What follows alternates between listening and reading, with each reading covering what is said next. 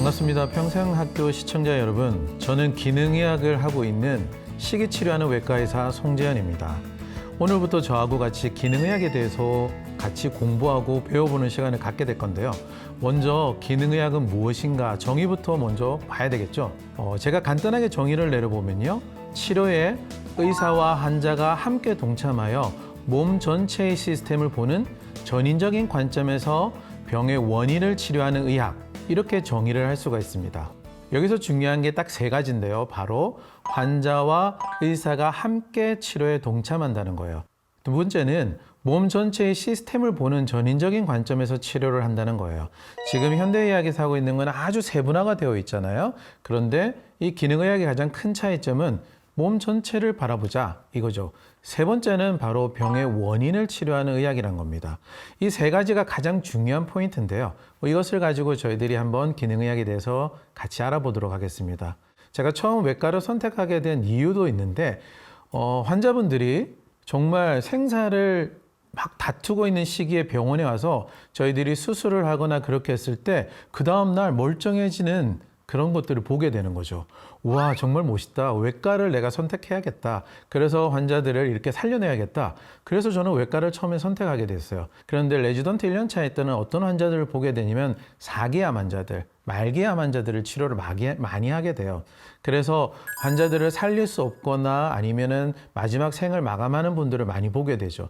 외과 의사가 되기 전에 오히려 제가 할 수 없다는 거, 실패할 수밖에 없구나를 먼저 깨닫고 시작하는 어찌 보면 되게 의미 있는 시간인 것 같기도 해요. 하지만 2년차, 3년차가 지나가게 되면요. 저희들이 하는 시술과 노력으로 많은 분들이 생명을 얻거나 정말 새삼을 얻는 분들을 보게 되니까 외과를 하면서 많은 보람을 느꼈습니다. 하지만 이제 개원이가 됐어요. 이제 개인 병원을 차리게 되니까 좀 다른 환자를 보게 되는 거예요. 무슨 뜻이냐면 대학병원에서 암 수술을 다 하고 저희 병원에 찾아와서 이제는 어떻게 살아가야 되죠? 물어보는 환자들을 만나게 되는 거죠.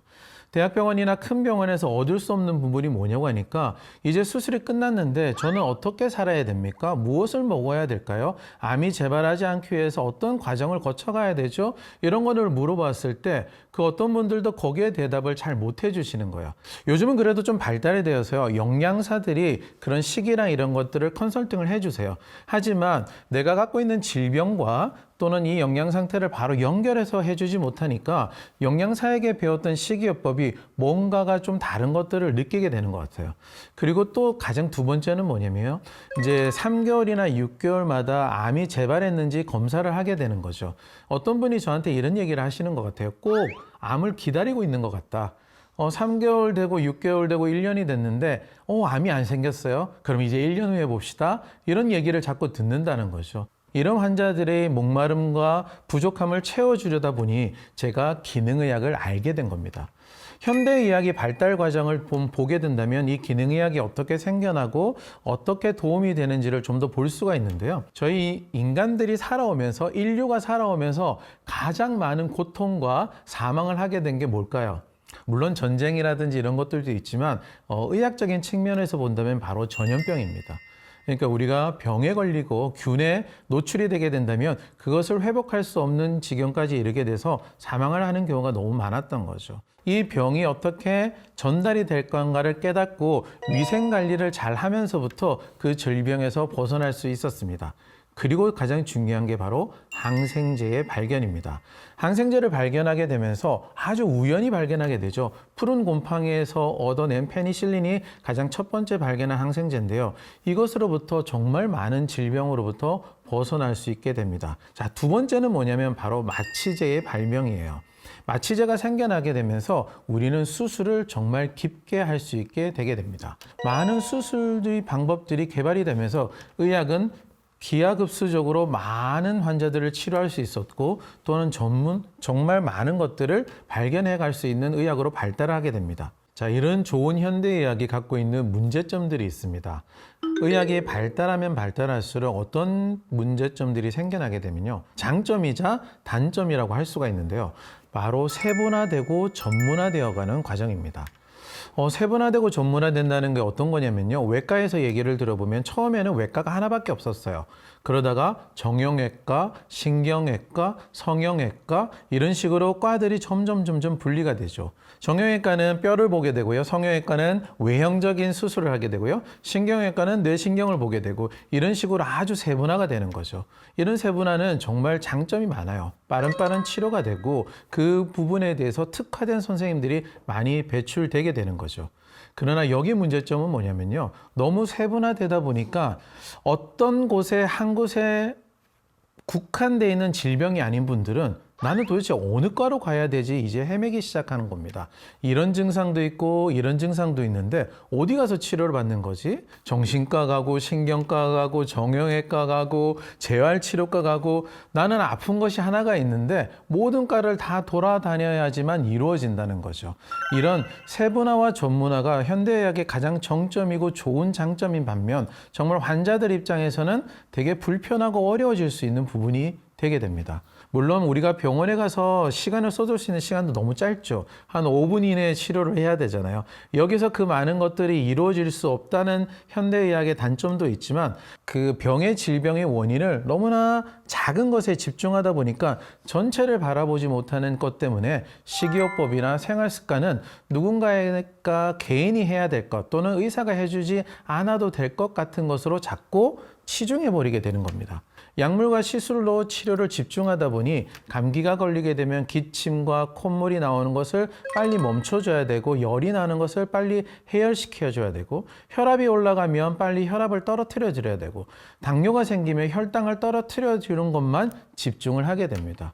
그분이 왜 자주 감기에 걸리고 있는지, 왜 혈압이 올라가고 있는지, 왜 혈당이 올라가고 있는지 생활 습관을 교정해 주는 것에서는 점점 관심이 멀어지고 있는 거죠. 급성 질환은 현대의학에서 정말 치료를 잘 해내고 있습니다. 갑자기 팔이 부러지거나 아니면 암이 생겼을 때 골절이 된 부분을 연결시켜주고 제거를 해주고 이런 급성 질환에 대한 치료는 완벽하게 이루어지고 있지만 여러 가지 장기들이 손상이 되고 여러 가지 시스템들이 무너져가는 만성 질환에서는 이 현대의학이 한계점을 느끼고 있다는 거죠. 그 갈급함들이 다른 의학을 찾기 시작합니다.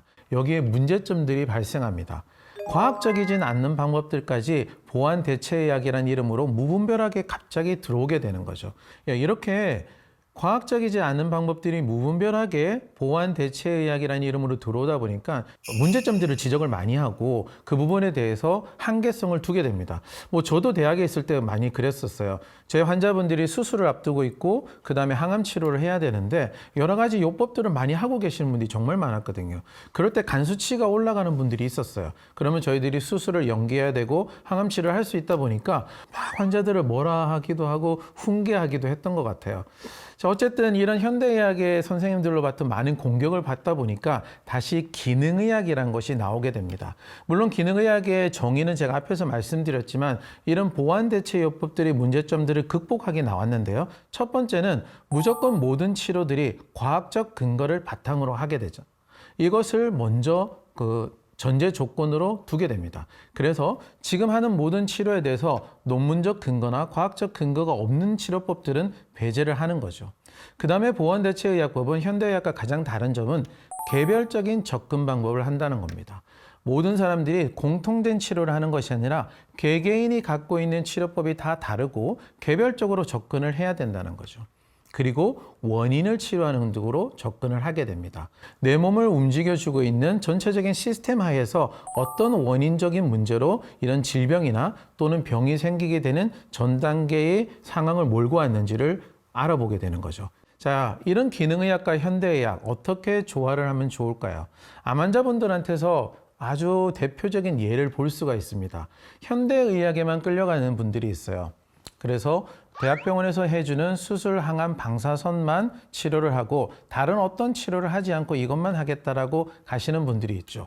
많은 분들이 그런 치료도 되게 좋아지시긴 합니다. 하지만 어떤 분이 계시냐면요. 4기 암 환자인데 이미 모든 기능들이 다 떨어져 있는데 마지막 방법은 항암밖에 없기 때문에 계속 항암을 하면서 엄청난 부작용과 몸에 안 좋은 것을 겪게 되는 거죠. 또 반대로 너무 치우친 기능의학을 하는 환자분들도 있습니다. 모든 현대의학들은 다 끊어버리고 수술도 하지 않겠어, 항암 방사선도 하지 않겠어 하고 숲속으로 들어가게 되는 거죠.